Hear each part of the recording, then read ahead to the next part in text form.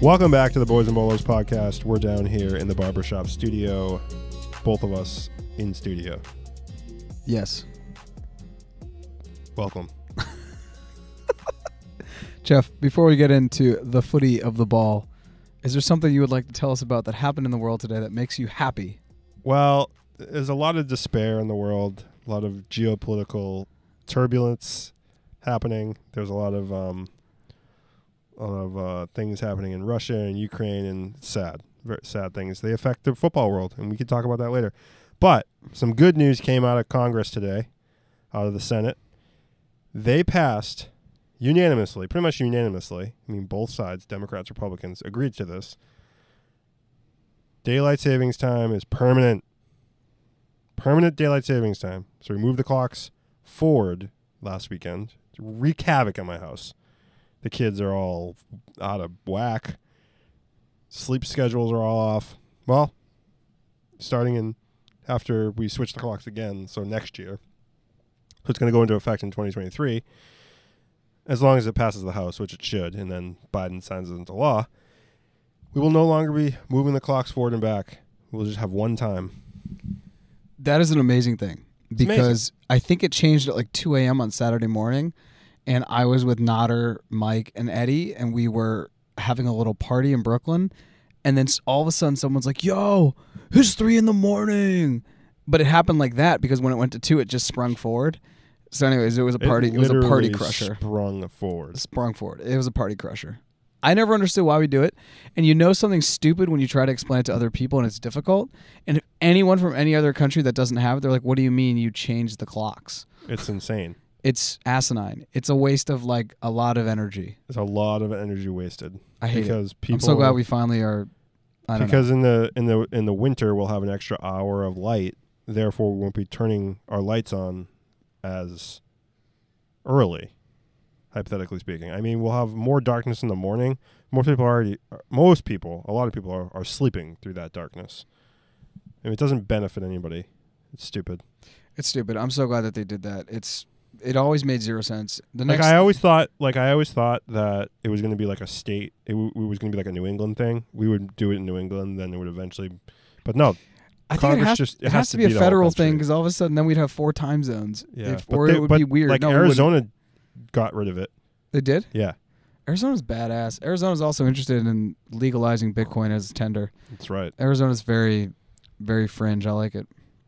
But the gun laws I'm not huge on. Yeah. It's like open carry and all that bullshit down there. Scary. It's kind of scary. Anyways, back to the Prem. Week 30.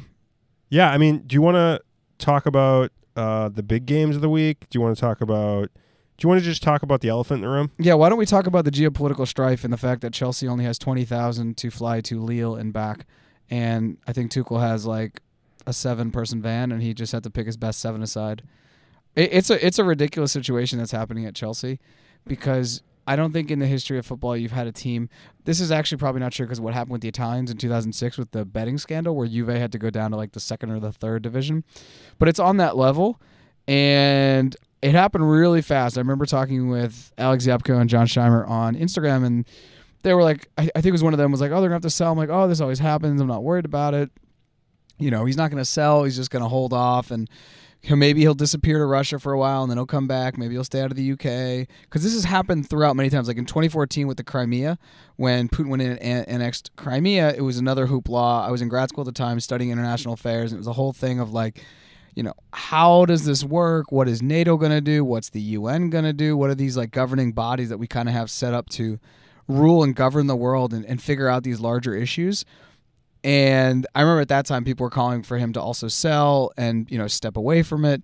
But it really did surprise me how quickly he went from probably in his own mind being like, yeah, it's still my club, I'm going to be fine, to now being like, I will take probably any money for it. I just need to get it, like, he needs to get it off his books. So the way it worked was, at first, he saw the writing on the wall. He was like, I don't think I'm going to get sanctioned, but just in case, I'm going to give the club to the Supporters Trust.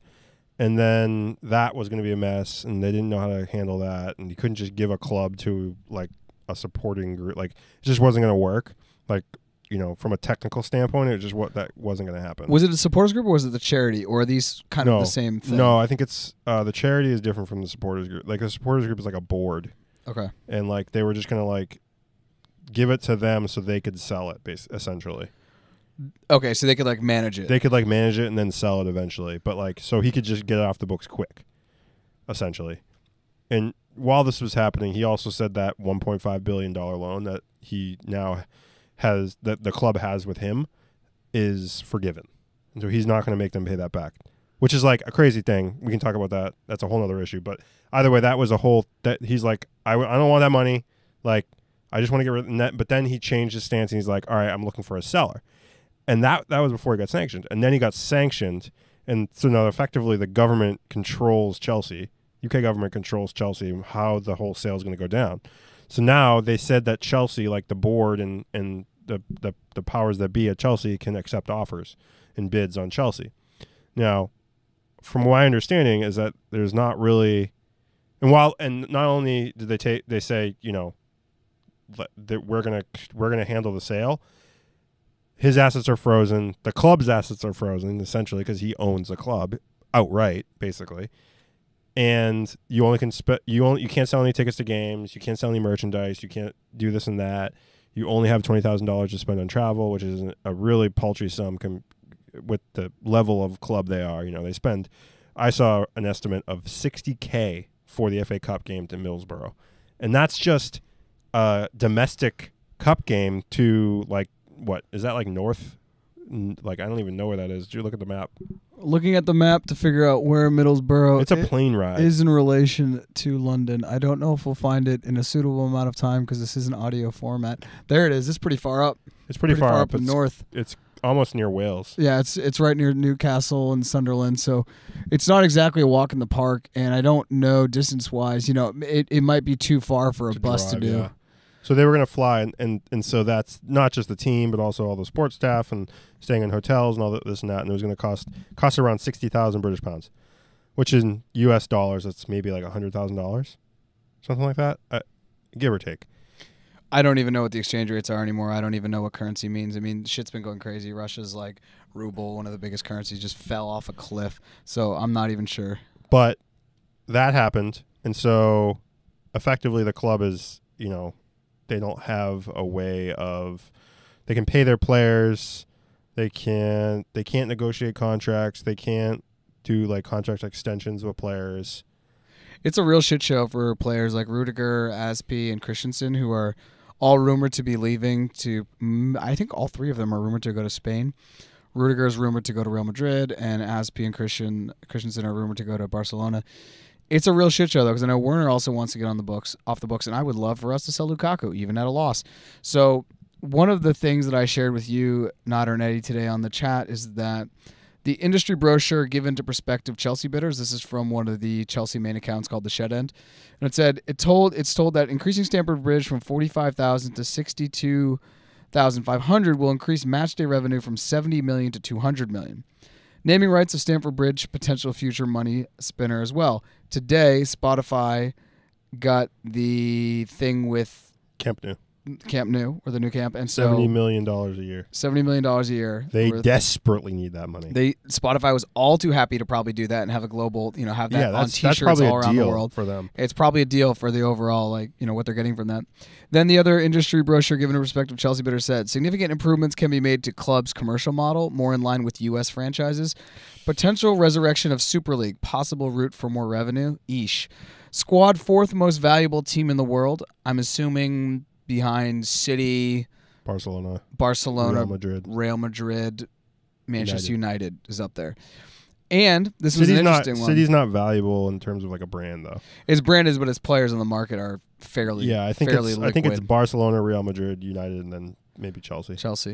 And the last point here, which I thought was very awesome, said Christian Pulisic mentioned as a commercial value in America, because the world's finally realizing that this is a huge footballing country, and it also has one of the bigger middle classes with purchasing power. So if you want to sell tickets, it wouldn't surprise me if Weston McKennie makes his way to the Premier League just because it's an English commentated league.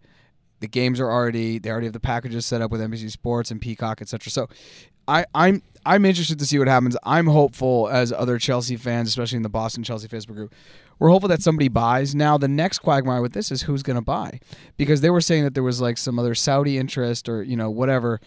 It's not going to be a sole owner like Abramovich. You think it's going to be a group, an owners group, like the... Yep. Like Nick Candy is like leading the charge from like a British buying perspective. He attended the game on Sunday against Newcastle, and he's like a billionaire. I don't know how he made his money, but he doesn't have the full money to...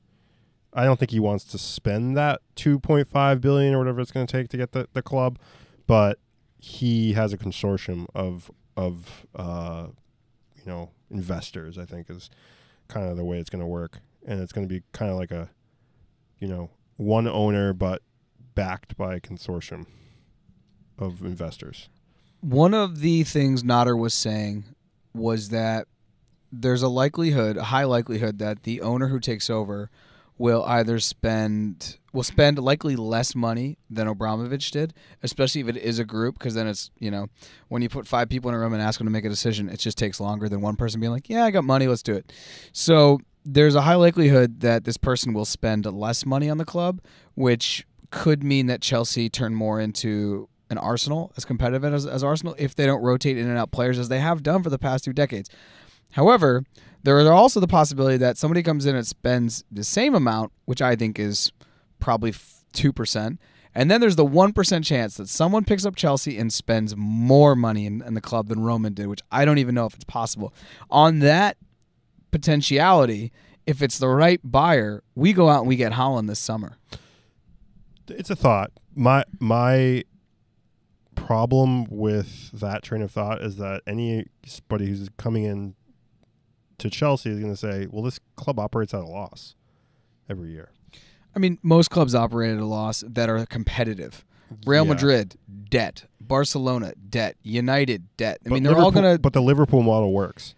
The Liverpool model has worked. Yeah. Yes. And so I think they're going to look at the Liverpool model, maybe even the Spurs model, even though Spurs, obviously don't have any trophies, but they're operating at a very good, they're a very healthy club, right?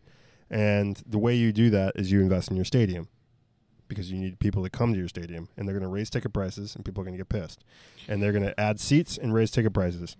And they also, they just need, it's not, Abramovich ran it like his pet project because he's a billionaire who didn't need the money. He didn't need rev. He wasn't asking to be paid back on any of the loans. Yeah, it didn't need to be a viable stream. It didn't need to have a viable income stream in the future. I mean, clearly, if he's going to just wash it out a $1.5 billion debt, I know mofos that won't I still owe him $20 from 10 years ago, and they're still pissed. So he doesn't clearly need the money. I do think that there's that very small chance that someone comes in and wants to spend more. I do not know what that looks like. However, if what we said about the stadium is true, they wouldn't even need to raise ticket prices. I don't know if that, I think that that's just putting in more seats, because Chelsea, and this is something Nader was saying, Chelsea for a long time has been one of the only clubs in England to not raise ticket prices. Now, a lot of this was Roman taking it on the chin, saying, I'll deal with it, right? Because like what you're saying, it doesn't need to be like, the business doesn't have to make sense because we have a guy who's burning money. Right. And I don't know moving forward what happens, because you could have an owner who goes along with the same lines or gets a little bit more, tight around the budgeting. If you have this group, I think overnight it changes big time. The thing is that if you raise ticket prices, you can justify it by saying, well, we're going to keep buying good players and we're going to keep trying to make this club win. And look, I don't care whether they raise prices or not. But that model of like no change because the owner can take it on the chin is going to end. I don't think anybody who comes in is going to say the way that this club was run from a financial perspective was sustainable, right? It wasn't sustainable. And the other issue, and I think nobody's talking about this, and I've only seen it a few times come up, is that if that debt gets forgiven, and he may come back after the Ukraine thing ends, and you say, oh, actually, I want that money, because it is $1.5 billion. So he said it, but he may come for it.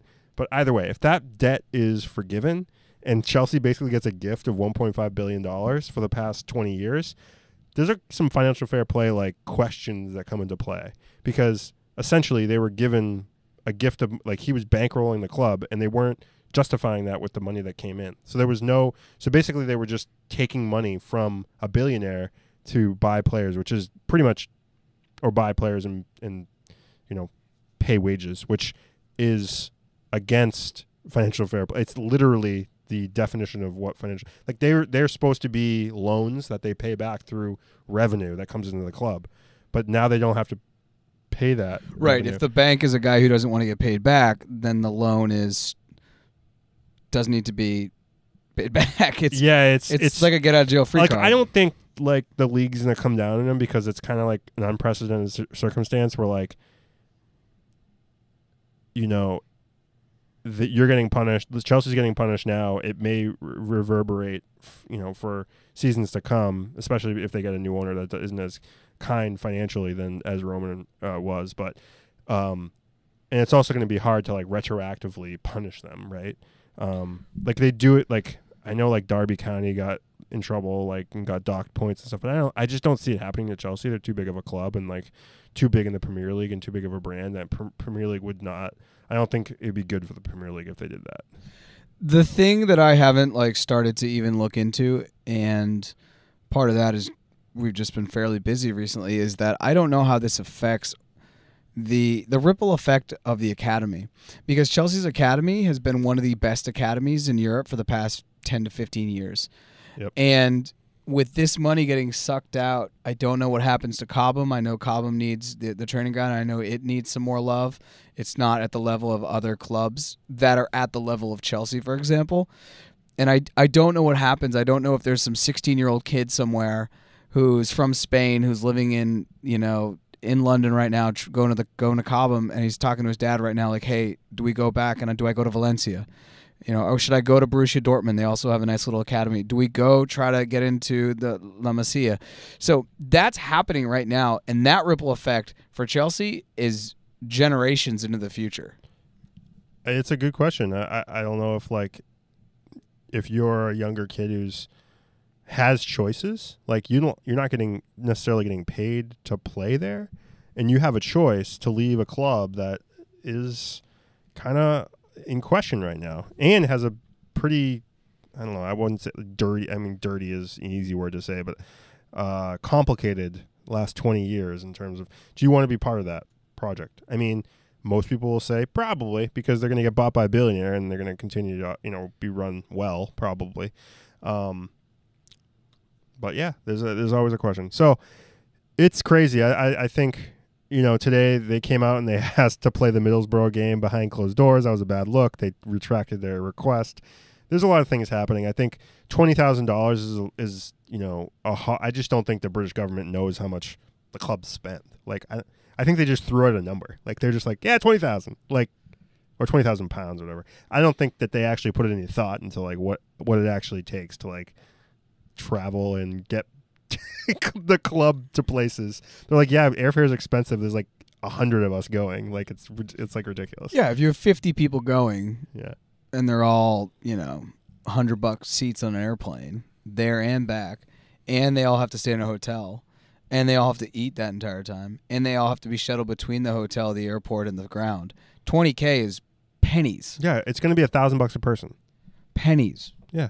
They're way over, and I don't even know how they're getting tomorrow to Lille, but I was joking with Corey in the gym. I was like, yeah, Chelsea's staying in a Motel 6 right now, eating a continental breakfast because the Russian oligarch got caught.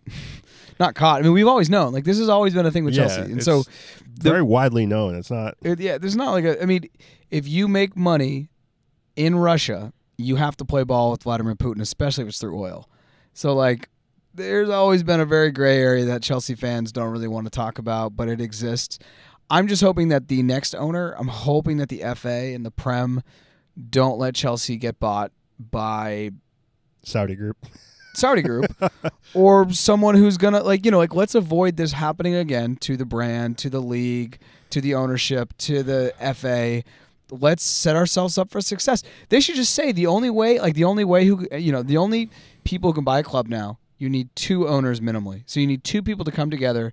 So in the event that one is a Russian oligarch who made all their money, then the other person is, just like when you sign an apartment or when you do something, you need a co-signer. Sure, I really just feel like don't they should think do that. They just let Newcastle get bought by a Saudi group that I know claims it has no ties to the Saudi government, but obviously it does. Obviously, it's Mohammed bin Salman. So it's. Anyways, let's go. It feels kind of weird to just go talk about like, oh, was that a VAR kick? Was that a penalty? Do you want to just look ahead at the week coming up, or are there things you want to talk about that just happened? Arsenal won again. Arsenal on a They roll. beat Leicester, but Leicester's trash. This week we're gonna do the who's gonna finish and where they're gonna finish, but we're gonna kick that down the road to next week because we've just spent 15 minutes talking about Chelsea.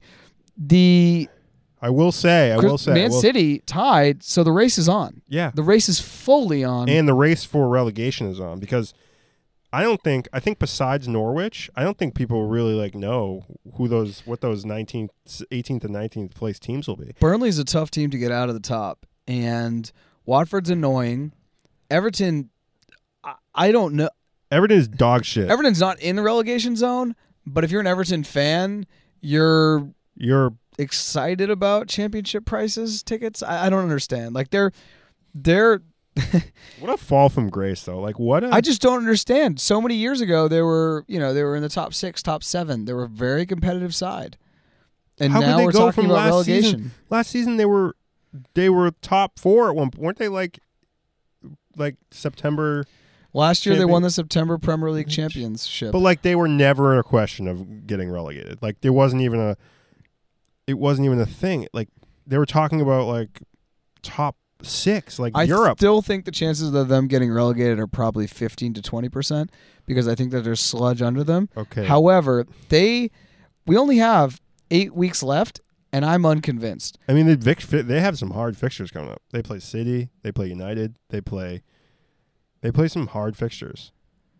Well, next week. I know we keep saying this, but next week we are going to do the highest, the ceiling and the basement for each team, so we can start to figure it out. Because I think I may have to Venmo John by week 34 the way this is going. Because Arsenal just refused to drop points.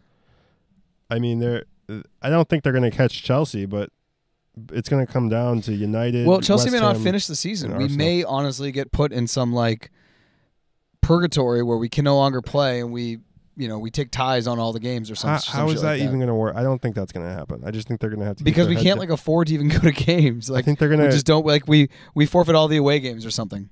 They're just maybe because we don't have any revenue. Because when we're away, it's not like our tickets. I don't know how it works. We're in uncharted territory as to how this all comes together. I think the reason why we're going to get back to Chelsea just for a second. Sidebar. I think the reason why they actually asked for Middlesbrough game to be played behind closed doors is to draw attention to the fact that they cannot afford right now with $20,000 to go away even domestically to play games. I don't think they actually thought that they were going to agree. The FA was going to agree to that. I just think that they wanted to shine a light on it and called attention to it, so to show how ridiculous it is. No, I'm not sympathetic to Chelsea. I feel bad for the people who can't work at Chelsea, who in the pro shop and stuff. I feel bad for the players, kind of, but not really. I don't really feel bad for the fans so much either. I just think it's weird. I just think it's kind of asinine, the way that they just applied these sanctions, right? So I don't think there was a lot of thought put into it. That's kind of my gripe with it, is that the British government is kind of a mess, in my opinion. Boris Johnson is a fucking buffoon.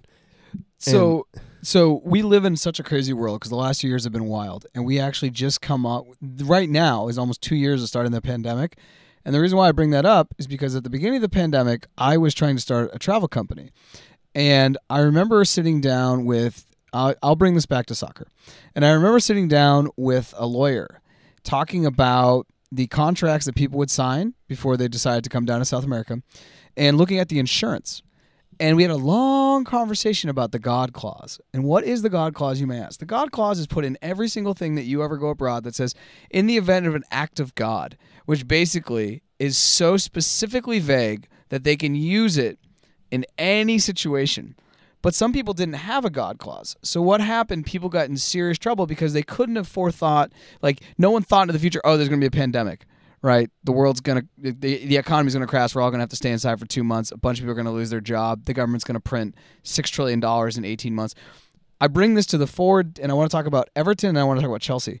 Everton's players didn't have in their clause talking about going down to the championship that their wages would decrease because then they're in the championship. So if Everton is relegated, their players get to stay on the same wage, yet they're making at the gate much less because it's now the championship. That is a serious problem for them, and they don't get the rights. Looking at Chelsea couldn't have foreseen this to even write this in some legal thing with the FA, nor do I think the FA could have foreseen that this would happen with Abramovich the way it has. So, like, the legality of this whole thing isn't set up properly, because if they could, Chelsea would say, no matter what, we need to, for every game, we need $100,000, say. So, as a penalty, we'll do with $50,000 and we won't get the gold toilet seats. We'll get the silver toilet seats or something.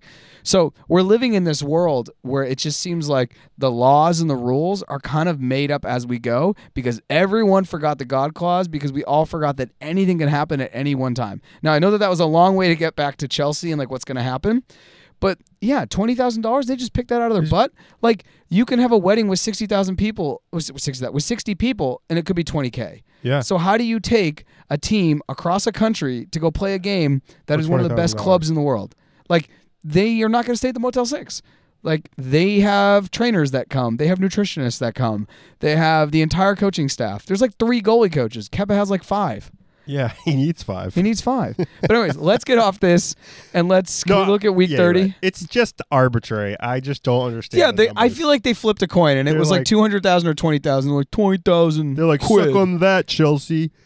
But like some of the parliamentary people are Chelsea fans, are football fans. I just don't understand the numbers. I don't get it. Like, I get the not selling tickets. I get the not selling jerseys. I get the pro shop not open because you can't make money for the club. But the allowance that they were given is so paltry. It's like so funny. Anyway, let's get to the games. The last thing I'll say is I hope someone is filming everything that's happening at Chelsea. I know. Because it would be so awesome if you're a soccer fan to watch that and be like, holy shit. With me as a Chelsea fan, I'd be super amped. But anyone, like the third party neutral, you can watch it. Yeah, like Amazon should have sent their crew over all in right now. And if they didn't, they're missing out on unreal content. When Pulisic goes into the training room, they're like, sorry, we don't have any tape left. Like, that's out of the budget, dude. Like, we have to pay, like we can't even pay the refs and the orange slices, Like, we can't wash the jerseys. Like, God knows what's happening because they're going to have to just put the squad out because making top 4 trumps everything right now. Yeah, they need the money. It's insane. So anyway, week 30, I guess we're not really going to talk in week 29. Spurs lost to Ronaldo vibes. I don't really know what else happened. Chelsea scored a late goal. Kai Havertz special. Kai Havertz is in good form. He is King Kai. Finally, that 70, 80 million. Or Wolves beat Everton. Oh, I won the first Bolos bet. You did. It took a while for West Ham to break down Villa, though. It took a while. And it took a Digne. The funny thing is that Antonio got hurt, and Yarmolenko came in and scored the winning goal, basically. Ukraine, baby. Yeah, I know. Ukraine. That's why I didn't feel so bad. Oh, that's nice of you. And Villa lost Digne, so I was like, the bet's over. Remember, like 10th minute, I said, yeah. Digne came out, and I was like, yep, I lost this bet. Oh, I know. I knew I won it. Yeah. It was hilarious. I was like, well, you tried, Jeff. That's cute. They look good for a few times. I mean, Coutinho almost had a back heel into the net. I know. Before we get into week 30 and preview that, Chelsea already played Norwich in week 30 because I don't know why they're all messed up. Space-time continuum. Arsenal play Liverpool tomorrow. Yep. Which is week 27, and I think that was a COVID situation. I'm not even sure. Arsenal skipped like 7 games because of, quote, COVID, end quote. So here's my thing. Arsenal still have to play Spurs, right? They don't even know when that game's going to be, but yes. They still have to play Spurs. They're going to play Liverpool. I think if they lose both of those games, my bet, and Wolves continue to play well, West Ham's not going anywhere. United's going to stick around. You guys are going to stick around. It's going to get really tight. I think I have 20% chance of winning the bet with John if both of those things happen. 20%? If they lose to Liverpool and Tottenham. John, this is for you. I think Jarrett's chances are significantly lower. I think they're 5%. No, they're less than 5%. I'm saying if Arsenal were to lose to both Liverpool and Tottenham, then the odds are going to be better. Oh, yeah. And if anything, John Scheimer's heart is fluttering. Well, I don't want to talk about Arsenal versus Liverpool because it's week 27, and that's like a weird, not week 30. But that game, I think Liverpool's going to win. Just my opinion. Liverpool, if I could find a bet, I'd put money on them right now that they win the league. So yeah, me too. $20, but I can't find a betting site because everything's blocked in Massachusetts. Because Massachusetts, Massachusetts. Friday Damn you, Baker. Starts week 30. Friday, Saturday, Sunday, and yeah. Tuesday. Ooh, and Wednesday. Oh, boy. And Thursday. And it just kind of skips through. Sorry, some of these games are going to be played in April, and some of these games are going to be played in March. Very fun for us to talk about. Let's talk about Wolves Leeds first. Wolves Leeds. What's going to happen here? Jesse Marsch finally got his first win. Also, I love that Jesse Marsch wears dad jeans, and I know that like it gives British pundits another thing to complain about. Oh, gringos don't know anything. Go screw yourselves. We do. Jesse Marsch is awesome, and I'm so glad that they won that game in the last minute. Second it was awesome. It was so awesome to see. Little teenager boy. Came on. Rafinha. What's going to happen in this Leeds-Wolves game? Because Leeds is on the up. When I say on the up, I mean they have a one-game winning streak. And no, they're losing this game. 100%. They're at Molyneux, dude. Oh, yeah. No. Molyneux's a black hole for points. You can't get anything in there. Wolves are good. Wolves are good defensively. Wolves are winning this game 2-0. Jesse Marsch Jean's crying. Win. Dad Jean's crying. They're still down the relegation nightmare. Are you cool 2-0? Yeah, that's about right. Dude, this is a tough week for Arsenal. I'm telling you. See, my bet is still alive in my head. Talking about Villa? I'm talking about I think Liverpool's going to beat him tomorrow. Yep. And I think Villa's going to give him quite the game because they just lost to West Ham. Also, Arsenal didn't play in Europe this year, and they don't have to play midweek games because they got those all canceled for COVID. So this is like the first time they've played a midweek game. This is the first time they're going to play games pretty close together. Like they get a lot of break. What do you think of this Villa game? Because it's at Villa Park. I'm hoping a 1-1. I'm thinking a 1-1. I'm thinking they lose to Liverpool midweek. They get a 1-1. That's a drop of 5 points, and your boy likes it. He loves it. I need them to, because they're like, John's always like, but they have 16 games in hand. I'm like, bruh, I don't care. Here's the games in hand against Liverpool. That's against Tottenham and Liverpool and Villa away. Good luck. Not easy games. All right, let's move on. Next game is Watford Everton got postponed. It says time TBD. Dude, there's just no point even doing a pod. Everything is postponed. COVID. Leicester Brentford. What's going to happen with this one? I don't even know. I think Brentford's going to win. Yeah, Leicester's where is it being played? It's at King Power. No, I still think Brentford's going to win. Leicester is so underwhelming, it kills me. Like, I needed them to beat Arsenal, and they can't even do it. And you needed them to be like a top 6 team. I assumed they were going to be a top team, and I assumed Everton was going to be a top team. Yeah, that's and if you add in Wolves, Everton, Spurs, West Ham, Spurs, United, City, Liverpool, and Chelsea, there's 8 who I thought would be better. But Everton... No, your bet was solid. I agreed with you when you made that bet. It was a solid bet. It's just shit happens. So here's the thing. I think right now I have a 5% chance of winning. Okay. Which means John Scheimer, his hubris could get him. Do I double down on the bet, people? Or do I go $100 hairs? Pull up on Instagram after this. Yeah. After the pod. Do I go $100 hairs and just keep it as is, or do I go to 200? Double or nothing and see what he's made of? Because I think if I won, I don't think he'd pay me. He'd be so irate that so mad that I had the. He may just drop off the. He may not ever. He may block my phone number. Yeah, he may block you on Instagram. He may move. Finally, leave Massachusetts. Finally, get him out of here. Move down with his brother in Connecticut. Yeah, go to the southern New England states. Oh boy. Next game, Tottenham West Ham. What do you think? Draw? It depends where it is. It's at Tottenham. You guys need to win this game. Yeah, we need to win every game. I think you're going to win 3-1. That'd be great. I hate West Ham. I hate David Moyes. You just hate anybody that beats Tottenham, dude. No, I hate that team. I hate that team. You don't like what's his name? Kurt Kick-a-Cat Zuma? Zuma's the worst. Zuma's a vibe. I don't particularly like your boy Lanzini? Lanzini or Fornals. I don't like those guys. Jared Bowen, to me, he just I don't know. I feel like he's one of those dudes. He's like the Caruso of the Premier League. Do you know Adam Caruso? Or is it Alex Caruso? Alex Caruso? The white dude who was on the Lakers but now is on the Bulls. Caruso. He's like Alex Caruso to me. Jared Bowen. You think? Yeah. He's more Nomi, though. Yeah, it's true, but he just needs a headband and you'd see it. Yeah. Headband and a bald head. And he's that dude who's at the Rec League 45 just like I just don't... You know what I don't like is like they play with a chip on their shoulder all the time, and it's annoying. It's like Who plays with a chip on their shoulder? West Ham. The Hammers? Yeah. Why? I don't know. It's annoying. Did you just make that up? No, they do. They play like everybody is against them. That's how everyone plays. No. West Ham especially. What? Yeah, I said it. This is backed up by data. That's a good thing. Pure data. Pure data. Pure Jeff Elie opinion data. All right. What's next? Next one. So the next one, I guess we'll just preview them, even though they're not being played till April. No. What's the Sunday? Are there Sunday games? More Sunday games? No, that's it. Look. I'll show you here. Oh my God. The next games aren't played in week 30 till April. So do you want to? We shouldn't even preview them honestly because we don't know what's going to happen. There could be injuries. There could be COVID-22. Could be anything. Well, I guess we're good. So we've got games Friday. It's not a full week. Friday, Saturday, and Sunday, and then there are games April 19th, 20th, and 21st from this week. I got a question for you. That's why the Prem is so brutal. That's why I have a question for you. Spurs have a makeup game against Brighton tomorrow. What's your prediction on that one? Let me look at the table. Brighton are right in the middle, like 12th or something. 13th. Yeah. I will say Spurs. I need Spurs to win this. I think it's at the Amex. I can't believe Arsenal's in 4th. I'm dead on the inside.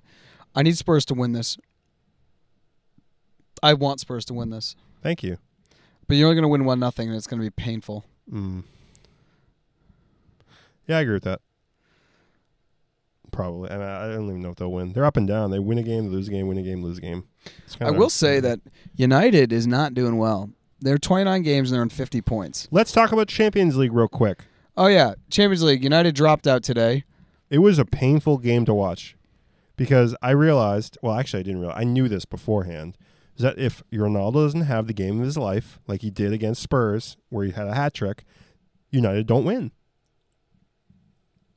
And they get, like, United barely beat Spurs. And it's not like they beat themselves because there was like an own goal and a penalty is like the 2 goals they gave up.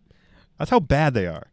The thing is, we've been saying this entire season the word vibe a lot, and I know that it means nothing now in popular culture because everyone uses it. Right. But literally, and I put this up on Bola's stories on Instagram, I said, United are just, because you texted me and I'm like, totally, United, and I just put up United are just Ronaldo vibes, and that was after he scored his 2nd goal. He hadn't even scored the 3rd to finish off Spurs. Because it's like nothing happens on that team. It's the ball just kind of moves around it to players, and you don't really know who. Like, it doesn't matter who's touching the ball, and then suddenly Ronaldo does something crazy and scores a goal, and then it's like, wait, what? This team doesn't do anything. The team is such a. I mean, if you're relying on one player, you're not actually a good team, right? You only win games when that player shows up. You have a complete bottleneck. Today, he plays in the Champions League and he loses to Atletico Madrid and gets bounced out. Didn't have a shot on goal. Mm-hmm. Didn't have a shot on goal. Maybe what needed to happen is Tom Brady needed to come back so the GOATs can watch GOATs. Well, it was really odd because they played a midfield with Fernandes, Matic, and Pogba against Spurs, and then today you would think they go out and they play that same lineup. Maybe it was a work rate thing or like a playing time thing. But you'd think, but then Rangnick puts out he sits Pogba, he sits Matic, he puts out McTominay and Fred and McTominay, Fred, and Fernandes. Right? And Fernandes didn't even play that badly, I thought. But he was whining the whole game because he kept falling over. And because there was a lot of like wind around him. He just fell over. And then in the 70th minute, he gets subbed out. And, I texted the group. I was like, yeah, he got subbed out because he was being a whiny baby, basically. And I don't know what Rangnick's doing. I don't think he knows. He still doesn't. He put in Rashford, and eventually put in Cavani. He put in Mata. And putting Mata at the end. It's like, him putting on Mata was a real roll of the dice. He doesn't play Mata anymore. Since Mata went to Real Madrid, United, he just hasn't played, and it's a shocker because I still think he's a lot of quality. But you can't put him in at the end of the game against Atletico Madrid, a team that is brutal to score against sometimes in the Champions all League. Mata was doing was just pinging balls in, and their defenders are all like 6'2". And his service wasn't really on point by the time he was doing that. When he starts this game and Junior Elanga now getting time. Says to me, Rashford has to know he's got to leave. Gotta go. If he wants his career, the guy's young. If he wants his career, he's got to go. The other thing is, since they lost that game to City, Wan-Bissaka has not touched the field. I do not think he played against Spurs, and he didn't play in this Champions League game. He didn't. Finally, Ragnick and maybe the entire back office is like, dude, you can't play that guy. He is like He's a massive disaster. Liability. He's a disaster. Like, We've been saying that too. He's so bad. When people tell me he's good, I question whether they understand how the game works. I'm like, what? No. Wan-Bissaka, we were talking about it. Like, I remember it was always like Slabby, Wan-Bissaka, and then at the time Luke Shaw was playing poorly. And Lindelof was also just back there watching like coffee dry in the sun. I mean, these guys are something.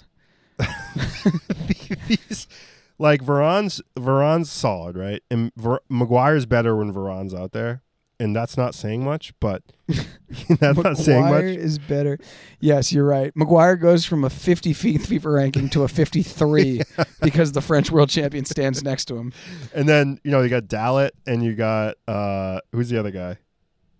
Who's the other guy? Who they have? They had Dallet and Tellez. Yeah. So I don't think Tellez is even really a wing back or a left back or whatever he was playing. I also have zero idea how to pronounce these guys' names. Is that Tellez, Dalot?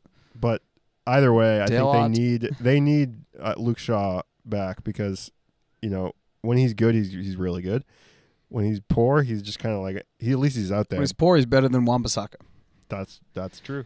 The other game that happened today was the Ajax Benfica game, and I just want to point out Ajax lost. It was the first game of this Champions League run that they didn't score a goal, and it knocked them out of the tournament, which is really harsh because they've been playing really well up until this point, and they went into it with a 2-2 draw, and they were playing at home and they lost. And let me just point something out.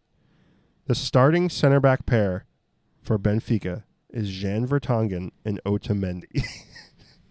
Think about that for a second. People. I'm still surprised that in your Nicolas brains. Otamendi can convince coaches to let him play this game and then actually paying for it. Like, there was a time when Aguchi Onyewu was so bad, he was at AC Milan. I'm pretty sure he paid them to be on the team so he could just train because he was so bad no one wanted him. Mm-hmm. Otamendi has been like that for me for years. That guy is a nightmare. Probably the two slowest center back pairing in the Champions League. Maybe in the world. Jan Vertonghen wasn't even getting playing time at Spurs when that last season. It was the season of Mourinho. So that's tough, and you had Sanchez. That says a lot. And we have Sanchez. So he goes to Benfica. I mean, granted, it's a much slower league, easier league, but now he's competing against. I mean, they're going to get bounced in the next round, but they still made it this far. Maybe they're the Cinderella story. Maybe they have to be every this year. Point. Exactly. They're up with a bunch of unless Lille go through tomorrow. So let's look at fantasy. Is that cool? Oh yeah, your boy is way down in 10th. Dude, I'm brutal. I'm in 11th. I will say, however, that you have a tie at the top. I've never seen that before. Between Mitch on 1735 and Nick Bailey with City Slickers on 1735. That's crazy. Is. That's absolutely insane that there's two teams that are tied. Mill City by Will Hayden is on 1689, and Oz is in 4th. Yeah, I don't think he's going to win this year. I don't think he's going to win this year, which I hate to be happy about that. Oh, you're happy about it. Yeah, because I just want there to be another. The variety of spice. I don't want Oz to come in like Pep and make it like a farmers league, and he's just like, ha ha ha ha. I run this shit. 8 false 9s. Ha ha ha. That's it. That's all. That's all I got. That's it. That's a good one. What else do we want to talk about? Anything else? Oh, I will say, I think Ellen's going to send you a keychain because she wants a bolo. So for anyone out there interested in getting your own custom bolo, it's kind of more of a pity though because it's a pity keychain. Yeah, I think she feels for bad. me. She feels bad for me because I keep bringing. Yeah, she knows you stay awake at night crying. And you're like, no one wants. I keep checking my PO box at the post office. Exactly. I go there every day and I just open it and it's empty and I go. Oh. There's a note there that just says no bolos today, Jeff. And a single tear runs down my. Exactly. One crocodile tear. That's all I got. Week 30 is going to be kind of weird because we're only going to play half of it. So that's it. All right. Ciao, Jarrett. Ciao. Thanks for listening to the Boys and Bolos podcast. You can find us on Facebook, Twitter, Instagram, Patreon, Twitch at Boys and Bolos. If you'd like to be a guest, please reach out. You can hit us on any of the social media accounts that Jeff just mentioned or email us directly at boysandbolos@gmail.com. Thanks for listening and see you next time.